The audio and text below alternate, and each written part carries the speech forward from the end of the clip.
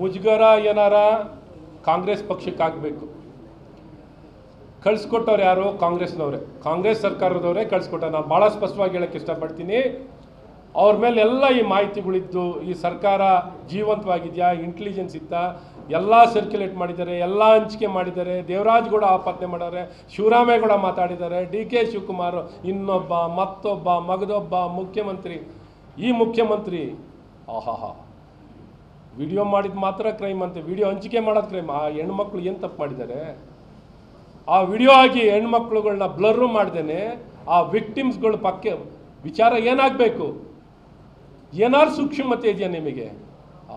ಇವರು ಒಬ್ಬರು ಮುಖ್ಯಮಂತ್ರಿ ವಿಡಿಯೋ ಮಾಡೋದು, ವಿಡಿಯೋ ಮಾಡಿದವನು ಎಷ್ಟು ತಪ್ಪಿದೋ ವಿಡಿಯೋ ಹಂಚಿಕೆ ಮಾಡಿದವನು ಅಷ್ಟೇ ತಪ್ಪಿದೆ. ಯಾವನು ಮಾಡಿದಾನೆ, ಯಾವನಾರ ಮಾಡಿರಲಿ, ಪ್ರತಿಯೊಬ್ಬ ಈ ವಿಚಾರದಲ್ಲಿ ಯಾರ್ಯಾರು ಇನ್ವಾಲ್ವ್ ಆಗಿದ್ದಾರೋ ಅವ್ರಿಗೆ ಕ್ಷಮೆನೇ ಇಲ್ಲ, ಅವ್ರಿಗೆ ಶಿಕ್ಷೆ ಆಗಬೇಕು. ಅದನ್ನೇ ಭಾರತೀಯ ಜನತಾ ಪಾರ್ಟಿ ಭಾಳ ಸ್ಪಷ್ಟವಾಗಿ ಒತ್ತಾಯ ಮಾಡ್ತಿದ್ದಾರೆ.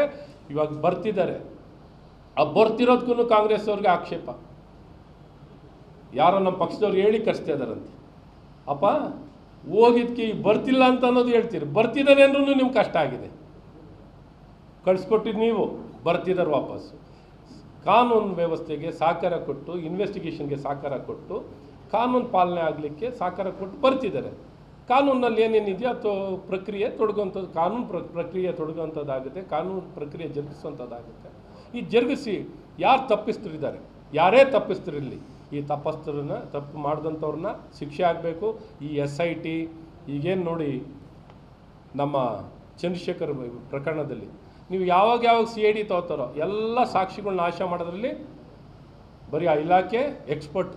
ಆ ಪೆನ್ ಡ್ರೈವ್ ಏನು ಮಾಡ್ತಾರೋ, ಆ ಲ್ಯಾಪ್ಟಾಪ್ ಏನು ಮಾಡ್ತಾರೋ, ಏನೇನು ಕ್ಲೀನ್ ಮಾಡ್ಕೋತಾರೋ, ಏನೇನು ಹಾಳು ಮಾಡ್ತಾರೋ. ಈಗ SITಯಿಂದ ಏನು ನ್ಯಾಯ ಬೇಯಿಸ್ತೀರಾ? SITಯಿಂದ ಏನು ನ್ಯಾಯ ಬೇಯಿಸ್ಬೋದು? ಒಬ್ಬ ಮುಖ್ಯಮಂತ್ರಿನ ಇನ್ವೆಸ್ಟಿಗೇಷನ್ ಆಗ್ತಾನೆ, ವಿಡಿಯೋ ಹಂಚಿಕೆ ಮಾಡೋದು ತಪ್ಪಲ್ಲ. ಏನು ನ್ಯಾಯ ಬಯಸ್ತೀರಾ? ಹಾಗಾಗಿ ಕೋರ್ಟ್ ಮಾನಿಟರ್ಡ್ SITನಾರ ಮಾಡಿದ್ರೆ ಒಳ್ಳೆಯದು. ಕೋರ್ಟಿಂದ ಮಾನಿಟರ್ ಆದರೆ ಈ ಸರ್ಕಾರದ ಹಸ್ತಕ್ಷೇಪವಿಲ್ಲದೆ ಕೋರ್ಟಿಂದ ಮಾನಿಟರ್ ಆಗಬೇಕು SIT ಅಥವಾ CBI. ಇವತ್ತು ಇನ್ನು ಇನ್ವೆಸ್ಟಿಗೇಷನನ್ನು CBIಯಿಂದ ಆಗಬೇಕು. ಚಂದ್ರಶೇಖರ್ ಅವರ ಆತ್ಮಹತ್ಯೆ ಪ್ರಕರಣ CBIಯಿಂದ ತನಿಖೆ ಆಗಬೇಕು.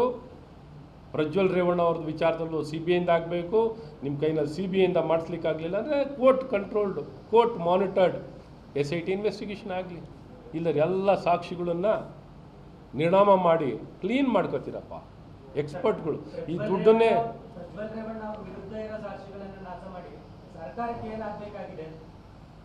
ಇವಾಗ ನಾನು ಕೇಳಿದ್ದು ಚಂದ್ರಶೇಖರ್ ಬಿಡಿ.